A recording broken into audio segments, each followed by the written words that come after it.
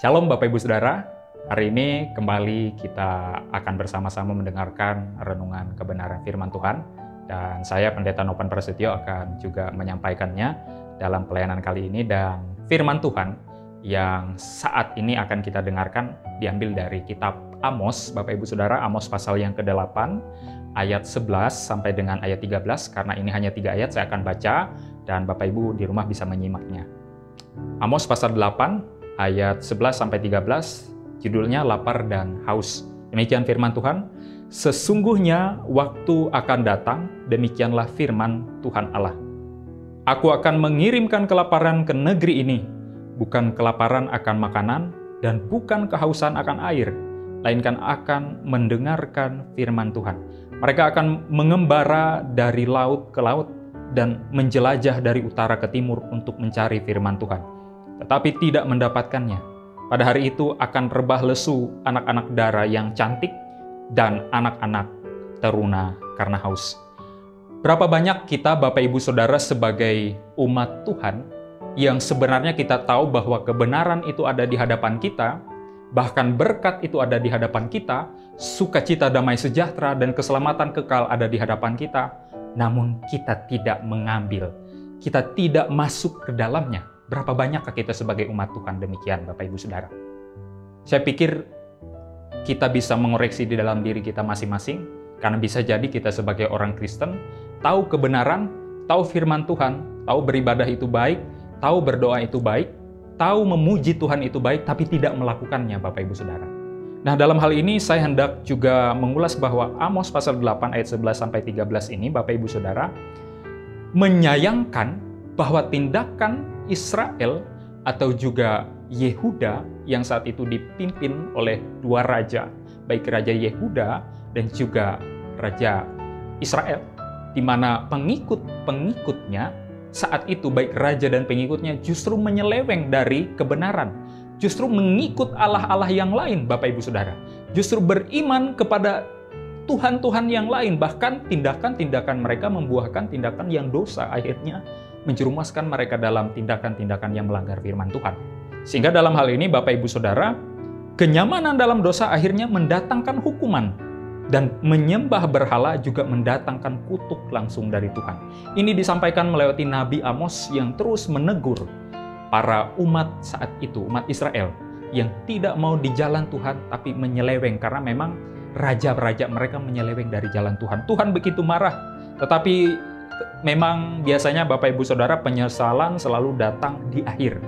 Karena apa? Tuhan meninggalkan baik Yehuda dan juga Israel karena mereka melakukan dosa. Tuhan sudah muak karena mereka selalu hidup dalam dosa. Mereka sebagai bangsa yang dipilih oleh Tuhan tahu kebenaran itu di dalam Allah YHWH, Yehova. Mereka tahu bahwa Tuhan mereka Tuhan yang hidup. Tetapi kenapa mereka justru menyeleweng dan melakukan dosa, Bapak Ibu Saudara? Sehingga akhirnya mereka memperoleh semacam kelaparan, Bapak Ibu Saudara, di mana mereka akhirnya sadar bahwa mereka merindukan firman rohani yang berwibawa. Mereka merindukan suatu kebenaran. Segala upaya tentu mereka tempuh, Bapak Ibu Saudara, demi kepuasan rohani yang tercapai pada akhirnya, Bapak Ibu Saudara. Namun keinginan tidaklah cukup, bahkan terlambat. Kenapa, Bapak Ibu Saudara? Karena mereka mencari jalan yang salah, itu di tempat yang salah, Bapak Ibu Saudara. Padahal firman itu sudah ada pada mereka melewati Nabi Musa, bahkan melewati nabi-nabi yang lain, atau juga Amos, yang mereka percaya sebagai nabi yang juga adalah gembala domba pada saat itu, dan juga Nabi Hosea. Mereka tidak mau berbalik kepada Tuhan, mereka tidak mau bertobat, Bapak Ibu Saudara. Mereka secara congkak menolak kebenaran itu di hadapan mereka. Tetapi dalam hal ini, Bapak Ibu Saudara, kita tahu bahwa masa depan mereka digadaikan karena dosa yang mereka lakukan tersebut. Agama palsu itu mereka jalankan, kepercayaan palsu kepada nabi-nabi, kepada Allah-Allah, ilah-ilah yang lain, itu membuat mereka sesat, Bapak Ibu Saudara.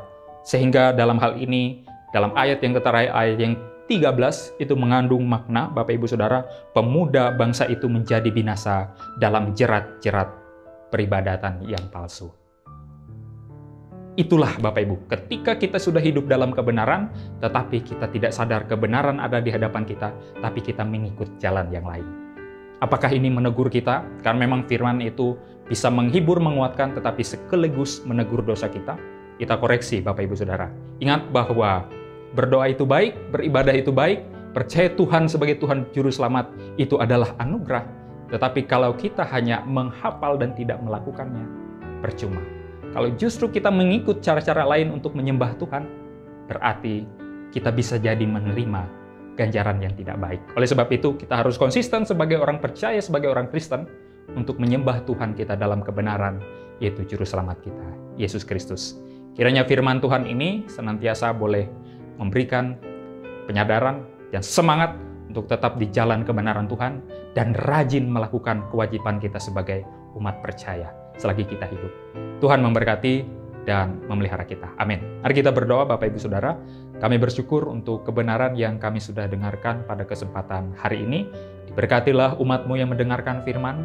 Diberkatilah kami dalam keberadaan kami masing-masing untuk menghadapi situasi kondisi dunia ini.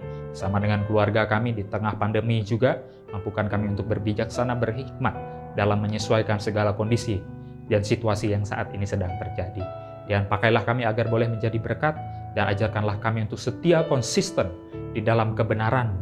Karena kami tahu bahwa kebenaran-Mu itu adalah anugerah. Keselamatan itu sudah diberikan kepada kami. Kami tidak boleh menyelewengkannya. Bahkan kami harus tetap fokus di dalam penyelamatan yang Tuhan sudah berikan. Doa ini kami panjatkan dalam nama anak-Mu Tuhan, kami Yesus Kristus. Kami mengucap syukur dan berdoa. Amin. Baik Bapak Ibu Saudara, tetap sehat, tetap semangat. Tuhan Yesus memberkati.